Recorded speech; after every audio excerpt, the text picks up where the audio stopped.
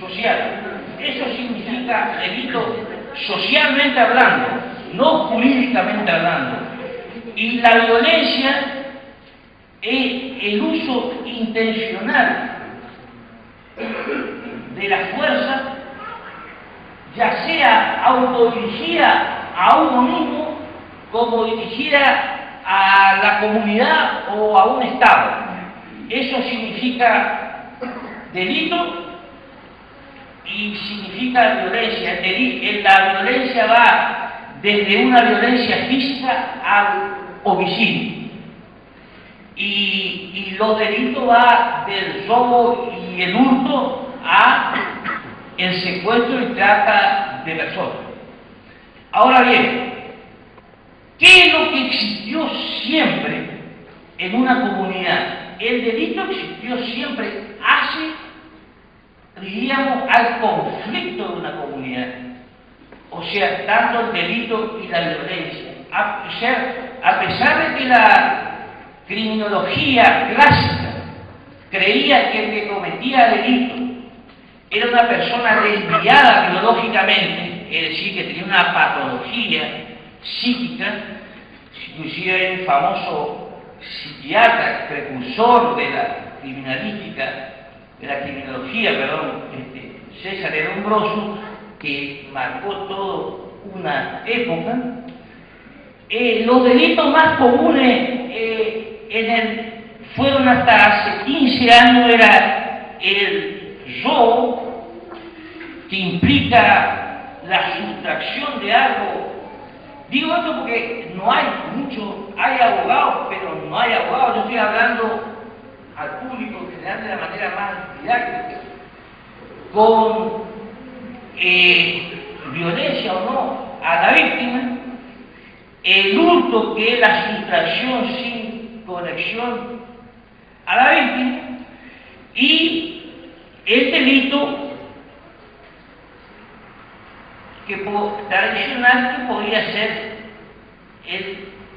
que era el homicidio, o sea, lo que se llamaba el delito, lo que se llama delito tradicional. O sea que el crimen, el mundo de la criminología, el mundo de la inseguridad, siempre existió tradicionalmente. No es que era un rasgo de una patología de una comunidad, es decir, una comunidad que tiene ese delito tiene un problema de que son todos desviados mentales. Ahora bien, ¿qué es lo nuevo? Lo nuevo en el escenario, por eso esto es un estudio, hay que hacerlo seriamente, no porque mucha gente cae en el chanterío, es la aparición del crimen organizado. El crimen organizado, a diferencia del delito tradicional, es una empresa multinacional, quiere decir que actúa en varios países simultáneamente, quiere decir que no hay una matriz, porque en el delito común generalmente existía una territorialidad, pero acá existe una territorialidad, pero una territorialidad descentralizada. Por ejemplo, acá en Corrientes, el caso Schroeder, es un caso típico de un secuestro del crimen organizado, donde hay una serie de eslabones que conectan a Corrientes con Misiones y a Misiones con Paraguay. Entonces estamos hablando del crimen, o por ejemplo los vuelos irregulares que hay en los países son fenómenos del crimen organizado, o la entrada de drogas, de cocaína o marihuana. Estamos ante fenómenos ya del crimen organizado. Entonces tenemos que definir exactamente, técnica y estratégicamente, qué significa el crimen organizado. Es una empresa multinacional que con fines rentísticos y un modus operandi rotativo, o sea, no permanente, y que actúa en varios países y que va del secuestro y tráfico de personas y de órganos al narcotráfico, y del narcotráfico al secuestro de autopartes y al blanqueo del dinero. Entonces, llegamos a la primera conclusión que tenemos que tener en cuenta de este tema. Es que el crimen, hay una complicidad del sistema financiero internacional ante el crimen organizado. O sea que uno de los aliados que tiene el crimen organizado es el sistema bancario. Todos los mayores bancos del mundo han reconocido que daban y pagaban un impuesto a las Naciones Unidas, que han lavado dinero al narcotráfico. Lo ha reconocido el jefe de drogas de las Naciones Unidas, llamado Antonio María Costa. O sea, no hay crimen organizado sin complicidad, reitero, del sistema financiero internacional, o sea, de los bancos. ¿Por qué? Porque el crimen organizado necesita lavar en un mundo sin liquidez, necesita lavar su liquidez enorme. Entonces el crimen organizado actúa operativamente en 3 niveles. Operativamente opera. En la conquista, esto es nuevo, esto es lo nuevo que empieza a ver. Después vamos a ver cómo impacta en las provincias y en los municipios. Pero no se puede no empezar con esto. El crimen organizado, lo primero que es la conquista del espacio territorial, o sea, la conquista del espacio, o sea, de lo que se denomina comúnmente las barriadas. Y por primera vez se corre el riesgo de que un mundo que existe producto de la exclusión, producto de los jóvenes sin trabajo, producto de la no prevención, producto de la falta de trabajo, producto de un montón de jóvenes, lo que se llama mini, etcétera, etcétera, que este crimen organizado vaya reclutando de acá. O sea, esto es un fenómeno nuevo. Antes no existía, que no le da ganancia, porque la ganancia del crimen organizado, por ejemplo, el kilo de cocaína en Bolivia está a $500 y se vende en Europa a $45.000 el kilo.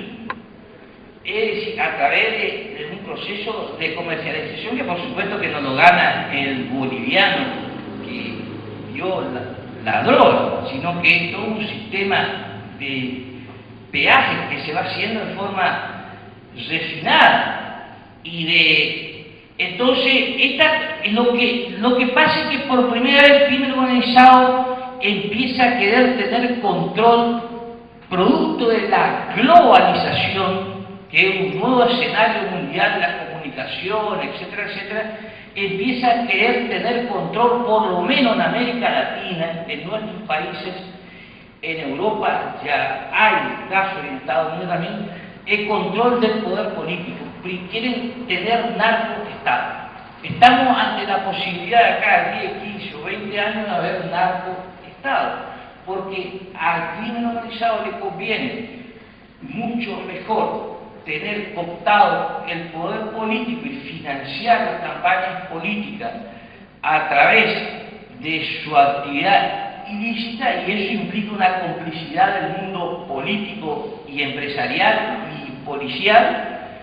Y los narcoestados no están alejados, Guatemala, El Salvador, etcétera, etcétera, son casos paradigmas de lo que podría ser, y hay que observar el tema México. Y Y de ahí la preocupación del Brasil por la cuestión del mundial, porque el Brasil quiere ser además un país emergente y es nuestro aliado, y una preocupación que debe ser para nosotros. Fíjense, yo estoy hablando de cosas aparentemente lejanas, puede venir una gran ola golondrina que venga del Brasil por acá y que entren por misiones, y que nosotros no estamos preparados, porque estos temas es como que estamos hablando de chino puro por ahora. Entonces, es la conquista del espacio. El segundo es el lavado de dinero, o sea, la complicidad bancaria. Y por último, la conquista del poder político. Estos son los tres pasos del crimen organizado. Y entonces, ¿cómo aparece acá el Estado? Porque el crimen organizado no actúa en el aire, actúa en un territorio, en varios países, pero ¿cómo aparecemos nosotros?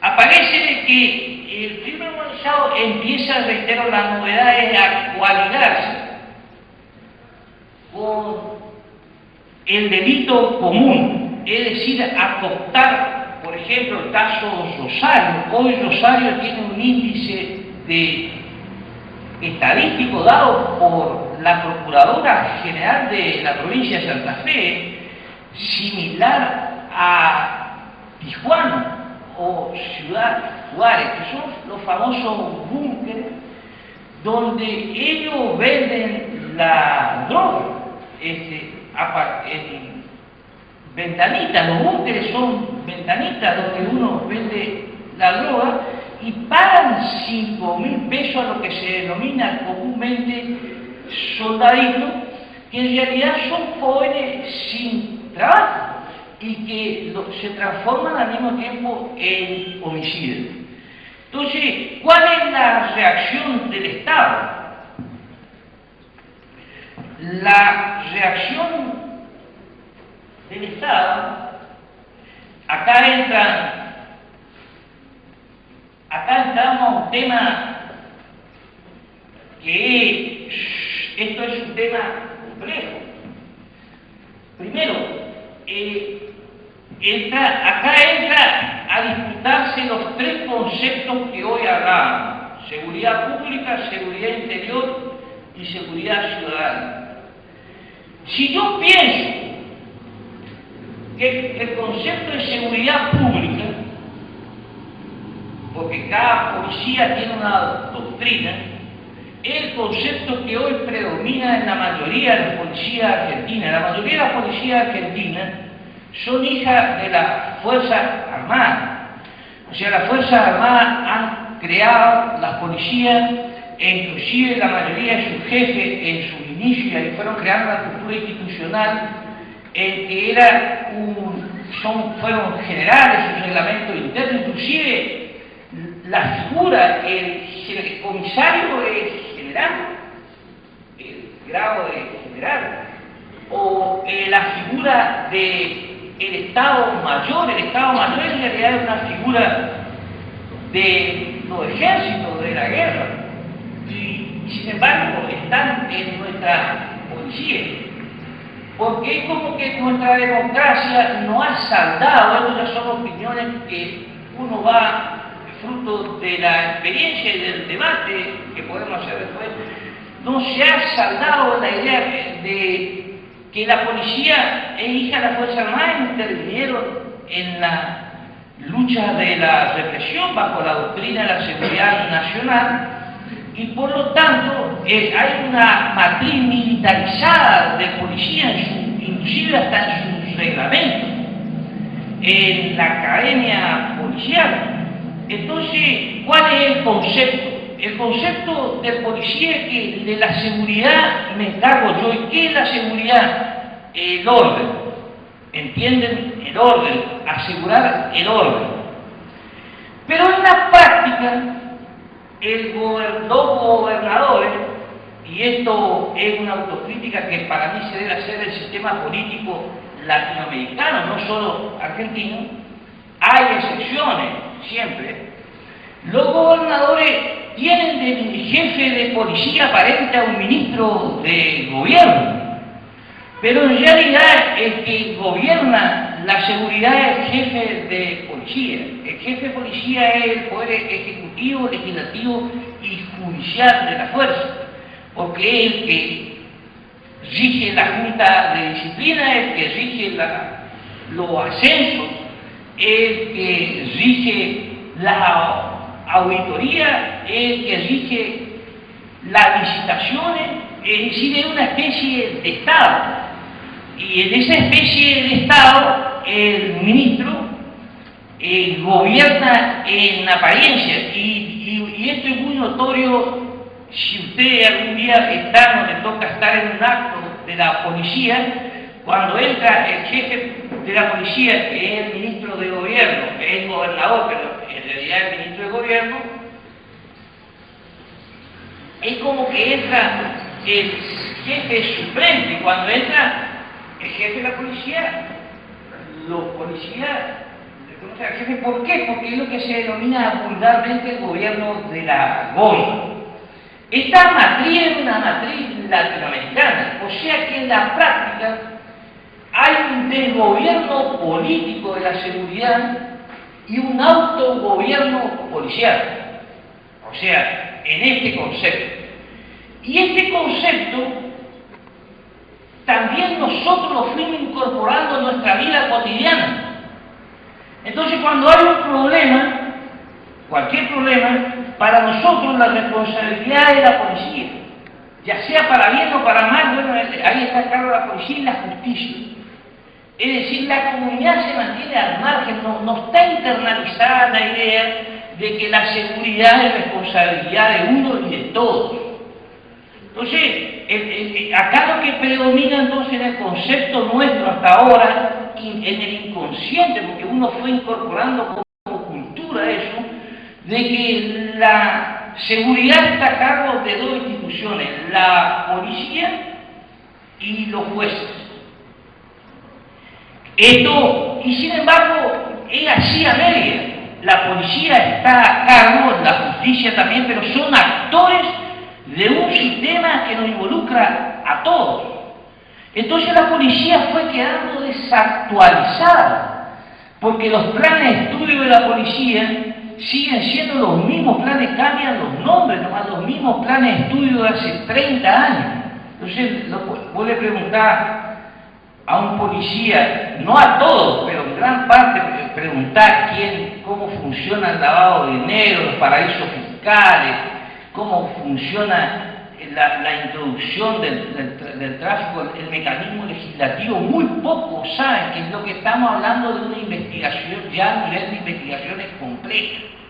Entonces, es como que a uno le cambian el reglamento. Yo decía en un programa de radio el otro día, de golpe, sin que te lo expliquen. Y la policía quedó... ¿Por qué? Porque el poder de reforma de la policía no está a cargo de la policía, sino del poder político.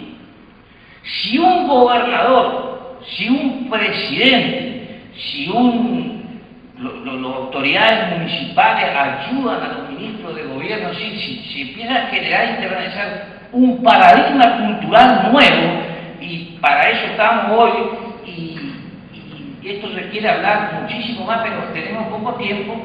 Decimos, no, la policía es importante, pero también es muy importante que nos organicemos nosotros, es decir, la comunidad organizada.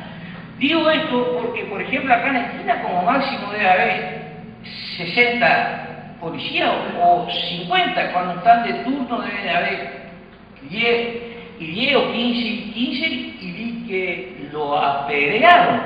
Es decir, hubo casos en que la policía juega de antecedente de averiguar casos públicos en el cual van y golpean, y eso requiere una explicación de la comunidad, porque, o si no, el que está a cargo de la comunidad es el intendente y el viceintendente. intendentes son los máximos responsables, y si la policía local golpea, hay que llamar al ministro de gobierno, porque de lo contrario, el jefe de policía en esta cultura institucional antigua, pero que coexiste, directamente dicen: sí, ya lo hemos castigado, pero, o sea, ya lo hemos sumareado, pero es mentira, sino que lo trasladaron a otro lugar, nada más.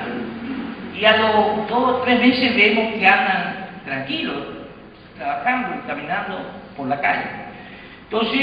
Entonces uno vive preocupado, porque uno es padre, recién hablaba con el intendente, esposo, esposa, cualquiera le puede pasar, a nadie le gusta. Ahora, por supuesto que si uno cometió un delito, debe ir a la justicia, pero entonces es como que empieza a ver, con este esquema tradicional, el propio fiscal tiene temor, o se vuelve, el fiscal me refiero en general, no estoy hablando en particular, se empieza a tornar cómplice de una situación en la cual la policía solamente recauda y se vuelve lindante al delito, porque no hay control político.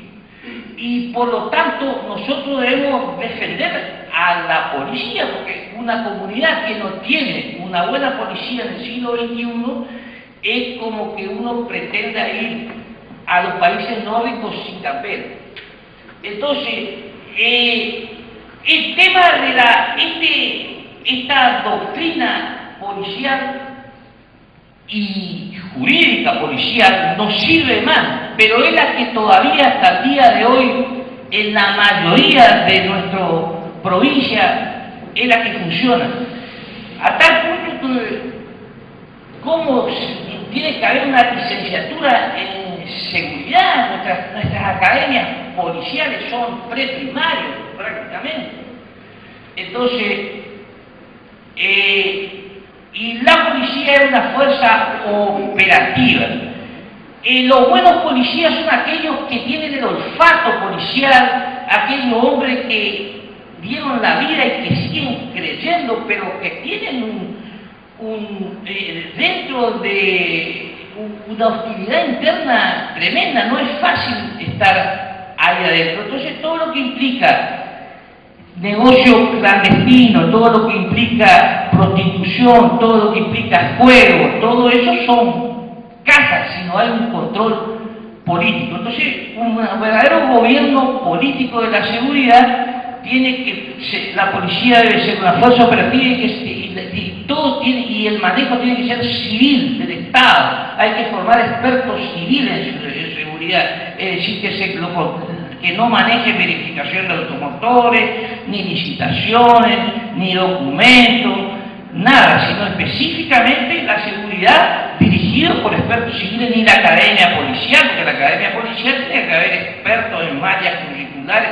porque si no el jefe, el director de la academia policial es una persona que no es un profesional, es como que a mí me pongan de director técnico de un equipo de software. Entonces, la seguridad interior está coaligada con este concepto de seguridad pública, que reitero, está implícito, nadie lo dice, pero todos tenemos la idea esa. Pero si nosotros creemos que la seguridad es poner más destacamentos, todas las provincias quiebran. Si en la esquina se pone 4 destacamentos, 5 quiebra corriente, y así Argolla, etcétera, etcétera, porque la cuestión numérica es importante, pero no es todo. Entonces, el nuevo concepto que se impone, esto está siendo discutido, por eso dije que no es una receta, es que la seguridad ciudadana es la protección de las personas y de la comunidad a partir del Estado y de la comunidad. O sea, ya no el Estado solamente, el Estado-comunidad. la comunidad está la que está a cargo de la seguridad ciudadana. Y ahí empieza a tomar importancia lo que nunca antes tuvo importancia, que era la dimensión local. Porque hasta si nosotros tenemos el concepto de seguridad pública o seguridad interior, tenemos que pedir que vengan 3 destacamentos de gendarmería, 2 o 5 de prefectura y 6 o 7 de policía. Y yo le digo, sin dudar un instante, que eso es misión imposible.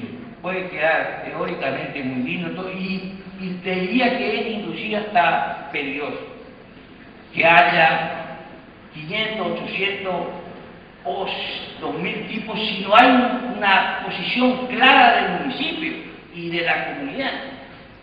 Entonces, el tema es ¿qué pasa entonces con el concepto de seguridad ciudadana? El concepto de seguridad ciudadana, si el Estado implica que la protección de las personas es el Estado y la comunidad, es que la comunidad, y esto es lo difícil, nos resulta muy difícil, implica que se debe involucrar en el tema de la seguridad. ¿Por qué? Y ya no hay alternativa en eso. Le voy a dar un ejemplo. En Rosario la policía informó, esto es un dato que se dio en la Cámara de Diputados. En Rosario, la semana pasada, había alrededor de 100 y pico de búnkeres que informaba la policía, y una ONG de vecinos denunció 80 búnkeres más. Quiere decir que la policía tapaba búnkeres donde no informaba. Eso se llama en